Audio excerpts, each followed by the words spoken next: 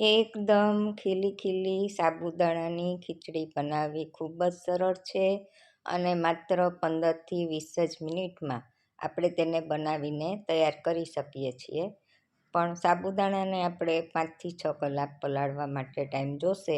બાકીની તૈયારી ઝડપથી થઈ જાય છે. તો આવી સરસ મજાની ખીલી ખીલી ખીચડી બનાવવા માટે અહીં મેં પોણી વાટકી જેટલા સાબુદાણા વાપર્યા છે. અને આ રીતે સાબુદાણાને એક પાત્રમાં લઈ અને 2થી 3 પાણી વડે સરસ રીતે હાથેથી ચોળીને ધોઈ લેવાના છે, જેથી એમાં જે કોઈ સ્ટાર્ચનો ભાગ છે એ બધો નીકળી જશે અને સરસ મજાના સાબુદાણા ચોખ્ખા થઈ જશે. એટલે આમ તો તમને ખ્યાલ આવી જ જશે કે આપણે પાણી નાખીએ બીજી વાર કે ત્રીજી વાર એટલે પાણી છે એમાં સફેદ જે આ દેખાય છે ને એવું પાણી આપણને દેખાવું ન જોઈએ અને પાણી જેવો જ રંગ આપણને ફરીથી મળી રહે ત્યાં સુધી 2થી 3 વાર આપણે તેને ધોવાના છે. તો આ રીતે હું 2થી 3 વખત ધોઈ લઉં છું અને ત્યારબાદ આપણે સાબુદાણાને 7થી 8 કલાક માટે પલળવા માટે રાખી દેશું. તો આ રીતે સાબુદાણાની ખીચડી બનાવવી ખૂબ જ સરળ છે અને માત્ર સાબુદાણા પલાળેલા હોય એટલે આપણે ઝડપથી તેને બનાવી શકીએ છીએ. બીજી પ્રિપરેશનમાં એટલી બધી વાર નથી લાગતી. તો તમે ક્યારેય પણ વ્રતમાં આ ખીચડી બનાવી અને ફટાફટ ખાઈ શકો છો. તો આ રીતે મેં બધા સાબુદાણાને ધોઈ લીધા છે અને હવે તેને પલળવા માટે માપ જેટલા આપણે સાબુદાણા જેટલી વાટકી આપણે ભરીને લીધા હતા એટલી જ વાટકીનું આપણે એમાં પાણી ઉમેરશું. એથી થોડું ઓછું ઉમેરશો તો પણ ચાલશે અને તમે આંગળી આવી રીતે રાખીને પાત્રમાં જોશો તો આપણે આંગળીનો એક વેઢો જેટલો ભાગ એ પાણીમાં ડૂબેલો રહે એ રીતે આપણે તેમાં ઉમેરવાનું છે પાણી. તો તમે જોઈ શકો છો અને ક્યારેક સાબુદાણાની ને ક્વોલિટી ઉપર પણ આધાર રાખે છે કે એને પાણી કેટલું જોશે એટલે થોડું વધઘટ થઈ શકે. અને હવે આપણે તેને ઢાંકીને પલળવા માટે રાખી દેશું. હવે આપણે એક પાનમાં અડધી વાટકી જેટલા સિંગદાણા ઉમેરી અને તેને ધીમા તાપે એકદમ શેકી લેશીએ જેથી તેની ફોતરી સરળતાથી ઉતારી શકાય. તો આ રીતે હું ધીમા તાપે હલાવું છું અને ધીમે ધીમે હલાવતા જઈ અને એની ફોતરી ઉતરે ત્યાં સુધી આપણે સરસ શેકી લેવાના છે. ત્યારબાદ આપણે ઠંડા કરી અને તેની ફોતરી ઉખાડી લેશું. તો તમે જોઈ શકો છો અહીં સિંગદાણાની ફોતરીનો કલર બદલાઈ રહ્યો છે એટલે એને ફૂટવાનો અવાજ પણ આવે છે જેથી મગફળી આપણી સરસ રીતે શેકાઈ ગઈ છે. તો ગેસ બંધ કરી અને તેને આપણે ઠરવા દેશું. અને રાત્રે પલાળેલા સાબુદાણા આ રીતે સરસ રીતે તમે જુઓ એક એક દાણો સરસ દબાવીને જોશો એટલે એકદમ મેશ થઈ જશે એટલે આપણું પરફેક્ટ માપ સાથે પલાળેલા સાબુદાણા આપણે જેવા જોઈએ છે એવા તૈયાર થઈ ગયા છે. હવે આપણે બટેટાને સરસ રીતે ધોઈ અને તેમાં થોડું પાણી ઉમેરી અને ઓવનમાં હું 5 મિનિટ માટે બાફવા માટે મૂકું છું. તો આ રીતે બટેટા ઝડપથી બફાઈ જશે અને એ દરમિયાન મગફળીના ફોતરા ઉખેડી અને તેનો ભૂકો કરી લેશું અને ત્યારબાદ તેમાં ઉમેરવાના મરચાં અને આદુને ક્રશ કરીને રાખી દેશું અને સરસ મજાનો ફટાફટ વઘાર કરી લેશું. તો આપણે બટેટા બાફવા મૂકી દીધા છે. હવે આપણે મગફળીની ફોતરી ઉખેડી અને આપણે તેને મિક્સર ગ્રાઇન્ડરમાં લઈ અને તેને સરસ રીતે પલ્સ મોડ પર ચલાવતા જશું અને તેનો આપણે સરસ રીતે ભૂકો કરી લેશું. અહીં મેં 8થી 10 દાણા મરીના નાખ્યા છે જેથી પાચનમાં પણ સારું રહે.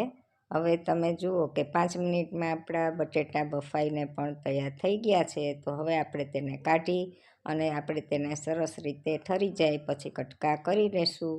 તો આ રીતે આપણા બટેટા ફટાફટ બફાઈ ગયા છે અને આજે મને છાલવાળા બટેટા સાથે ખાવાની ઈચ્છા હતી એટલે મેં આ રીતે છાલ ઉતારી નથી અને આ રીતે હું છાલ સાથે જ તે બટેટાના કટકા કરી લઉં છું.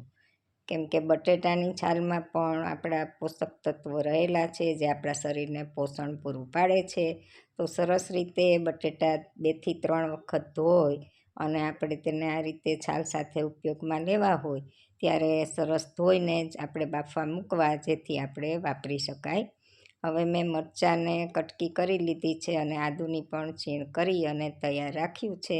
હવે આપણા સાબુદાણા સરસ કોરા થઈ ગયા છે અને એની ઉપર આપણે જે મગફળી ક્રશ કરીને રાખેલી હતી તે બધો ભૂકો તેમાં ઉમેરી સાબુદાણા અને મગફળીનો ભૂકો સરસ રીતે આપણે મિક્સ કરી લેશું, જેથી સાબુદાણાની ઉપર મગફળીના ભૂકાનું એક કોટિંગ લાગી જશે, જેથી જ્યારે આપણે તેને વઘારમાં આપણે ઉમેરશું ત્યારે એકબીજા સાબુદાણા ચોટશે નહીં અને દરેક એક દાણો તમે જોઈ શકશો કે છૂટો આપને તૈયાર થયેલો મળશે.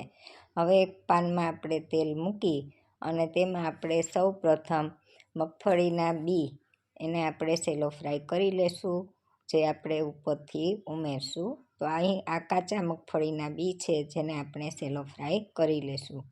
આ રીતે ગેસ ઉપર એકદમ લો ફ્લેમ ઉપર રાખી અને ધીમે ધીમે આપણે ચલાવતા રહેશી, જેથી એક દાણો સરસ રીતે ફૂટી અને શેકાઈ જાય અને સાથે સાથે મગફળીનો કલર પણ બદલાઈ ગયેલો જોવા મળશે.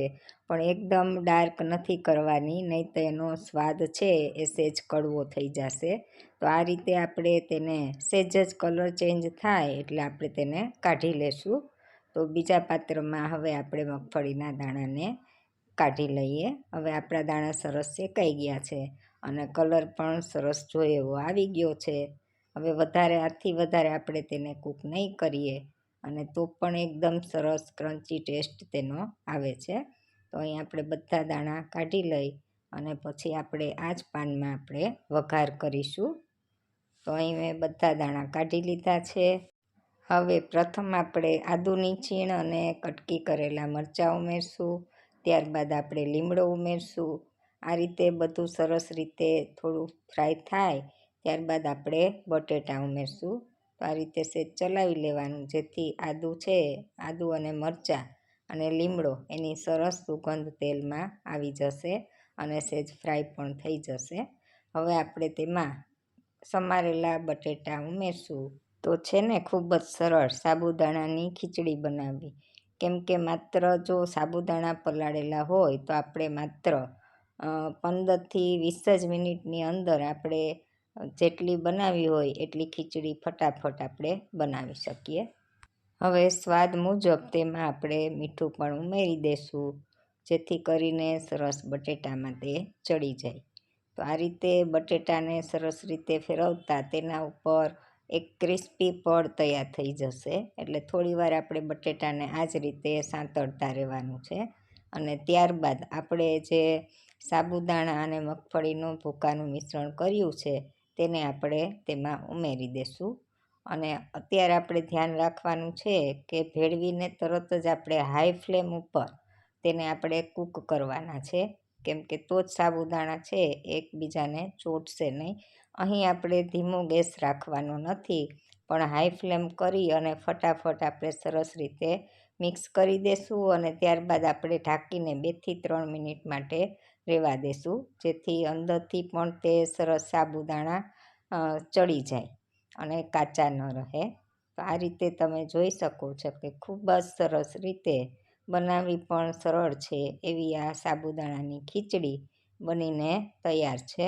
તમે ઈચ્છો તો અહીં સ્વીટનેસ માટે થોડી ખાંડ પણ ઉમેરી શકો છો.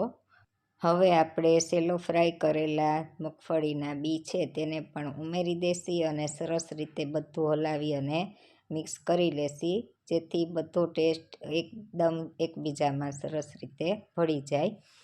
અને હવે આપણે ડીશમાં કાઢી લેશું.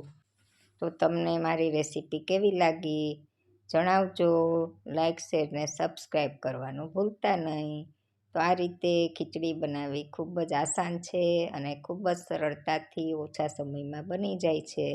તો ચાલો તમે પણ બનાવજો અને ઘરનાઓને ખવડાવજો. અને હા, હું લીંબુ નાખતા ભૂલી ગઈ હતી, એટલે હવે ઉપરથી લીંબુના રસ નાખી દઉં છું અને પછી સરસ રીતે મિક્સ કરી અને ગરમા ગરમ ખીચડીની મોજ માણવાની. તો જુઓ છે ને મસ્ત મજાની એક દાણો જુઓ સાબુદાણાનો છૂટો તમને દેખાશે. તો આ રીતે ખીચડી બનાવજો અને સરસ ને ખૂબ જ સરળ રીતે બને છે અને ખૂબ જ ઓછા સમયમાં ઝડપથી બની જાય છે. તો એકવાર ચોક્કસથી ટ્રાય કરજો. વિડીયો જોવા બદલ આભાર. Bye bye.